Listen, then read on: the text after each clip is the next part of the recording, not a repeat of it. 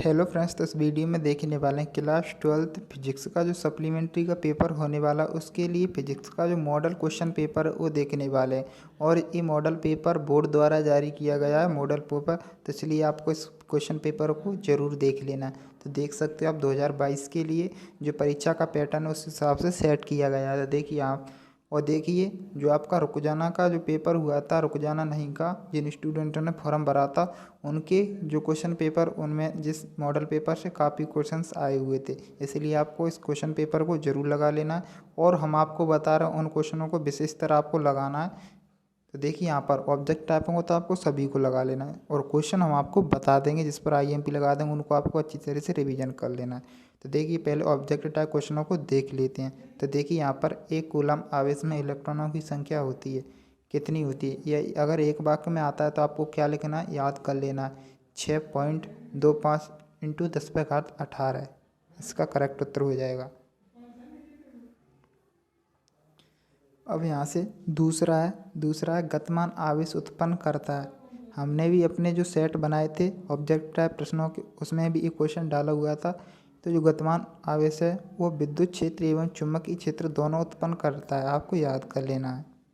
देखिए object type तो आपको सभी को याद कर लेना है, और क्वेश्चंस हम आपको बता दें कि आपको कौन कौन से क्वेश्चंस को रिवीजन करना है।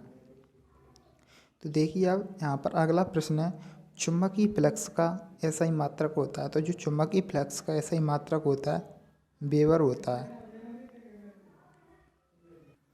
और यहाँ पर देखिए अगला प्रश्न है, विद्युत चुम्बकीय तरंगों में विद्युत क्षेत्र के परिणाम E और चुंबकीय क्षेत्र के परिणाम V में संबंध आपको बताना है।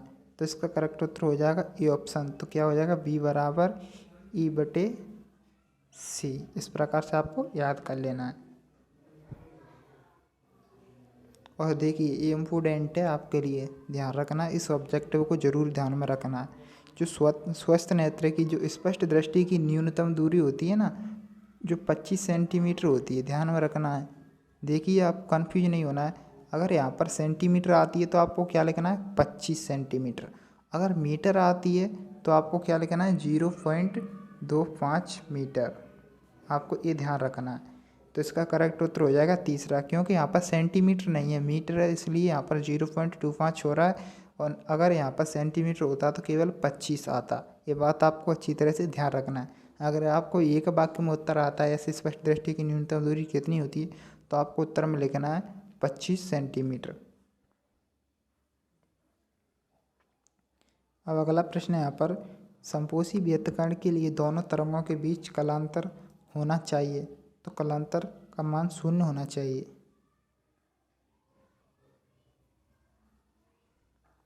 और अगला यहाँ पर देखिए, विभवांतर 150 वोल्ट पर त्वरित इलेक्ट्रॉन में जो संबद्ध डी ब्रोगली तरंग होती है, तो इसका उत्तर हो जाएगा 1 एंगस्ट्रॉम। अब यहाँ पर देखिए दूसरा प्रश्न है, यहाँ पर रिक्त स्थानों की पूर्ति कीजिए। ये भी आपके 7 नंबर के पूछे जाएंगे। तो देखिए इस प्रकार से जो इम्पोर्टेंट यहाँ पर मॉडल पेपर में दिए हुए हैं। और एक बात आपको ध्यान में रखनी है, ये ओरिजिनल पेपर नहीं है कि आप ओरिजिनल पेपर समझो इसी को रटने लग जाओ। आपको बिल्कुल नहीं रटना है, क्योंकि बोर्ड द्वारा मॉडल पेपर जारी किया हुआ है। इससे हालांकि क्वेश्चन आ सकते हैं आपके जो सप्लीमेंट्री पेपर है उसमें, जो भी इम्पोर्टेंट हम आपको इस मॉडल पेपर के क्वेश्चन हैं उनको हम आपको बता देंगे, आईएमपी लगवा देंगे, उनको आपको अच्छी तरह से रिवीजन करना है। आप इसी को पूरे को आपको नहीं करना है, जो भी इम्पोर्टेंट है उस हिसाब से आपको बता देंगे हम। तो अब यहाँ पर देखिए रिक्त स्थान बताते हैं आपको। तो देखिए रिक्त स्थानों की पूर्ति की, तो पहला है, एक आदर्श वोल्टमीटर का प्रतिरोध डॉट डॉट होता है। तो यहाँ पर आपको ध्यान रखना, अगर वोल्टमीटर आता है तो आपको क्या क्या लिखना है, अनंत प्रतिरोध है। अगर अमीटर आता है तो उसका कितना करना है आपको, 0। ये आपको ध्यान में रखना, दोनों इंपॉर्टेंट क्वेश्चन है, अमीटर और वोल्टमीटर वाले। अगर वोल्टमीटर आता है तो अनंत, और मीटर आता था 0। अब दूसरा है, यहाँ पर आपको इसका स्क्रीनशॉट ले लेना, लेकिन जिसके जो अगल इस प्रकार से क्वेश्चन बन जाते हैं, तो इसलिए हम आपको बता रहे हैं। तो जो डायनेमो होता है तो आपको विद्युत चुम्बकीय प्रेरणा के सिद्धांत पर कार्य करता है। और जो परावैगनी किरणों की खोज की है वैज्ञानिक रिटर्न। और जो विद्युत चुम्बकीय तरंगें कैसी होती हैं, अनुप्रस्थ तरंगें होती हैं। और आकाश का नीला दिखाई देना प्रकाश के प्रकीर्ण के कारण होता है। और श्वेत प्रकाश की जो पतली फिल्म रंगीन दिखाई देने का क्या कारण है, प्रकाश का व्यतिकरण। और यहाँ पर देखिए नॉट गेट को व्युत्क्रम या व्युत्क्रम गैस गेट भी कहते हैं, व्युत्क्रमक, ध्यान रखना आपको, या प्रतिलोम गेट भी आप लिख सकते हो।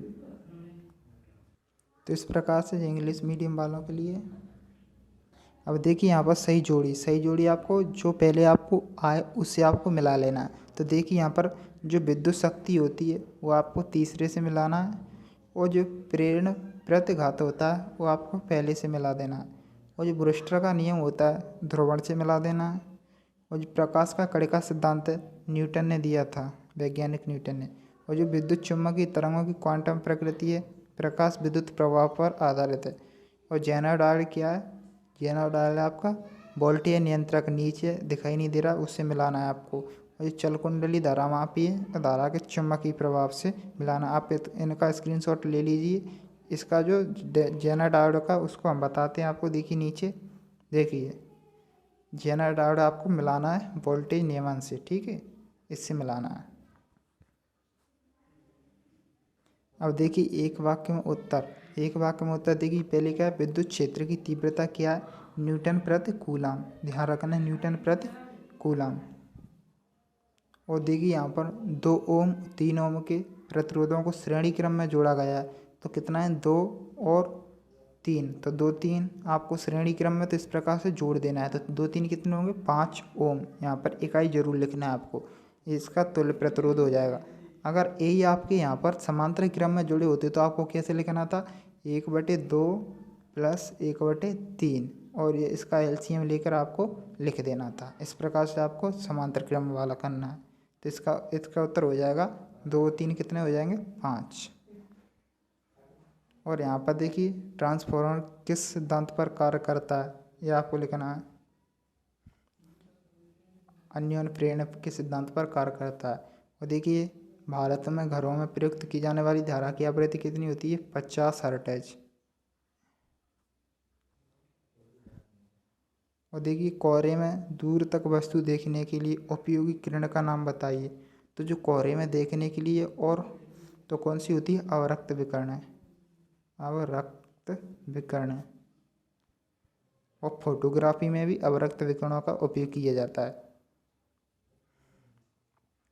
जो स्नेल का नियम है तो इसको आपको याद कर लेना है, इम्पोर्टेंट भी है, और इसको आपको याद कर लेना है, ठीक है। अब देखिए यहाँ से आपके लिए क्वेश्चंस हैं, तो देखिए यहाँ पर क्वेश्चंस देख सकते हैं। क्वेश्चंस एक तो इसको याद कर लेना है आपको अच्छी तरह से। अगर आपने और जो अथवा वाले दिए हैं इनको याद किया है तो अच्छी बात है।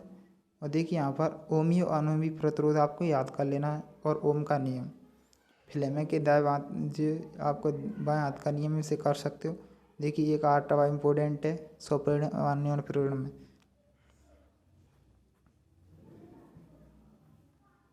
देखिए इन दोनों को आप कर सकते हो, दोनों ही अच्छे क्वेश्चंस हैं,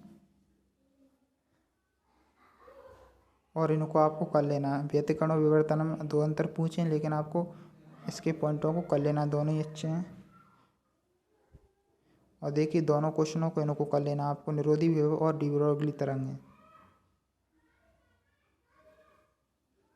और देखिए यहाँ पर इसे कीजिए आप, पी प्रकार के अर्धचालक इस प्रकार से तैयार किए जाते हैं, इस प्रकार से ऐसा क्वेश्चन है उसको कर लेना। विभव मापी वोल्टमीटर में अंतर याद करना, विशिष्ट प्रतिरोध में अंतर। और देखिए मीटर सेतु को आप कर सकते हो, नहीं तो आपको व्हीटस्टोन सेतु अच्छी तरह से याद कर लेना, और किरचॉफ का नियम, दोनों क्वेश्चनों को अच्छी तरह से याद कर लेना। विभव मापी वाला है।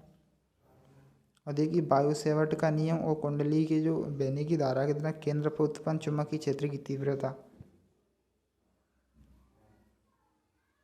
और ये न्यूमेरिकल क्वेश्चन है, इसको आप सॉल्व कर सकते हो। देखिए लेकिन देखिए 17 पर जो क्वेश्चन दिया हुआ है इसे आप अच्छी तरह से कीजिए। यहाँ पर पूर्ण तरंग दृष्टिकारी है, और आपको अर्ध तरंग दृष्टिकारी भी याद करना है, दोनों क्वेश्चनों को करना है। और देखिए एंड गेट और गेट लॉजिक प्रतीक, इसको आपको करना, क्योंकि गेट तो आपको कर लेना सभी को।